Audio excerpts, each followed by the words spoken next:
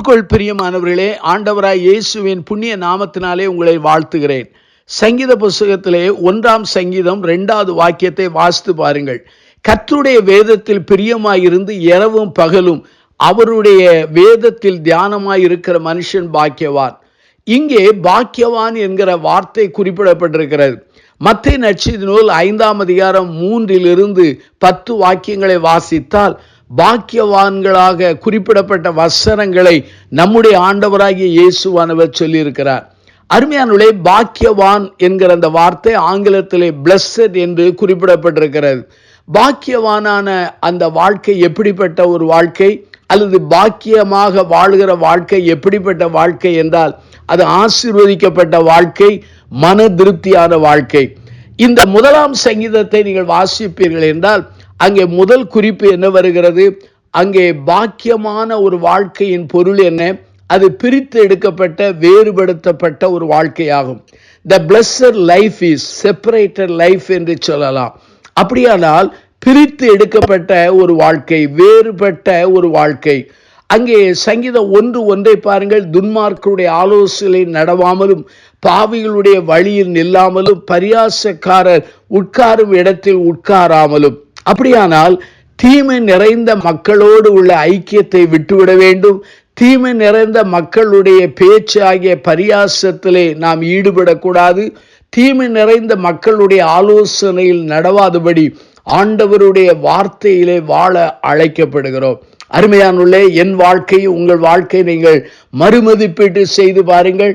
என் வாழ்க்கை உங்கள் வாழ்க்கையின் திருமறைக்கு ஒத்ததாக, ஆண்டவருக்கு பிரியமான முறையில் வேறுபட்ட வாழ்க்கையாக இருக்கிறதா? 2வதாக வேத வசனம் சொல்கிறது, the blessed life is a scriptural life என்று சொல்லலாம். பாக்கியமான ஒரு வாழ்க்கை என்றால் என்ன?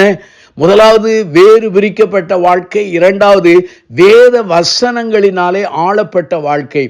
அங்கே சங்கீதம் 1:2 சொல்கிறது, கர்த்தருடைய வேதத்தில் பிரியமாயிருந்து இரவும் பகலும் அவருடைய வேதத்தில் தியானமாயிருக்கிற மனுஷன் பாக்கியவான். அப்படியானால் இதில் 2 வார்த்தை வருகிறது. பிரியமாய் இருக்க வேண்டும், இரவும் பகலும் தியானமாய் இருக்க வேண்டும்.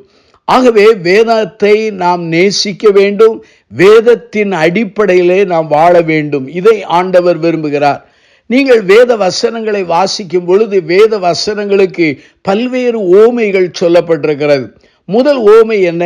அது களங்கமில்லாத ஞானப்பால். 1 பேதுரு 2ஆம் அதிகாரம் 2வது வாக்கியம். புதிதாய் பிறந்த, அதாவது சிறுபிள்ளை போல ஆரம்பகால விசுவாசிகளுக்கு இது பால் போல் காணப்படுகிறது. எபிரேயர் 5ஆம் அதிகாரம் 12 14 வரை வாசித்தால் இது முதிர்ந்த விசுவாசிகளுக்கு ஒருவேளை அது மீட், அதாவது ஒரு மாமிசம் போல, மாம்சம் சாப்பிடுகிறது போல அது காணப்படுகிறது. அதே சமயத்தில் எபிரேயர் நிருபத்திலே அங்கே 4ஆம் அதிகாரம் 12 வாசித்தால் அங்கு வேத வசனத்திலே ஆவிக்குரிய யுத்தம் செய்வதற்கு பயன்படுத்தப்படுகிற ஒரு நல்ல வாள் போல, பட்டயம் போல அது காணப்படுகிறது. அருமையானுள்ளே, நம்முடைய வாழ்க்கையிலே வேதத்தை இரவும் பகலும் வாசிக்கிறோமா, தியானிக்கிறோமா? இதை நாம் இந்த கேள்விக்கு பதில் சொல்ல வேண்டும். 3வதாக the blessed life is a successful life என்று சொல்லலாம். 3வது வாக்கியத்தை பாருங்கள். அவன் நீர்க்கால்களின் ஓரமாய் நடப்பட்டு தன் காலத்தில் தன் கனியை தந்து இலை உதிராதிருக்கிற மரத்தை போல் இருப்பான். அவன் செய்வதெல்லாம் வாய்க்கும். ஆகவே இந்த ஆசீர்வதிக்கப்பட்ட இந்த பாக்கியமான வாழ்க்கையினுடைய 3 தன்மையை சொல்கிறேன். அது சக்சஸ்ஃபுல் லைஃப், ஒரு ஜெயங்கொள்கிற ஒரு வாழ்க்கையாகும். அங்கே வசனம் 1ஆம் அதிகாரம் 3 பாருங்கள். அவன் செய்வதெல்லாம் வாய்க்கும். அது முதல் ஆசீர்வாதம். 2வது ஆசீர்வாதம் என்னவென்றால் அங்கே 1ஆம் அதிகாரம் 3 சொல்கிறது, அவன் கனி கொடுக்கிறவனாய் காணப்படுவான். 3வதாக அங்கே 5:6 வாசித்தால் அவன் நிலைத்திருப்பான். ஆண்டவருடைய அடியார்கள் பாக்கியமாய் வாழுகிறவன் நீதிமான்கள் சபையிலே அவன் நிலைத்திருப்பான். அந்த நீதிமானுடைய வழியை கர்த்தர் அறிந்திருக்கிறார் என்று சொல்லப்பட்டிருக்கிறது. அப்படியானால் பாக்கியமான வாழ்க்கையினுடைய ஆசீர்வாதம் என்ன?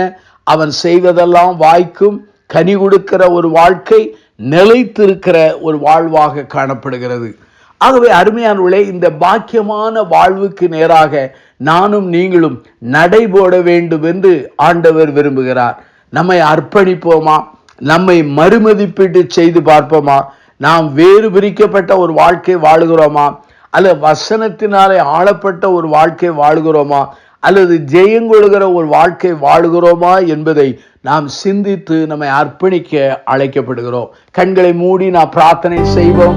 ஜீவனுள்ள பிதாவே, இந்த நல்ல நாளுக்காக நாங்கள் நன்றி சொல்கிறோம். இந்த செய்தியை கேட்கிற ஒவ்வொருவரையும் ஆசீர்வதியும், ஒவ்வொருவரையும் பாக்கியவான்களாக பாக்கியவதிகளாக மாற்றும்.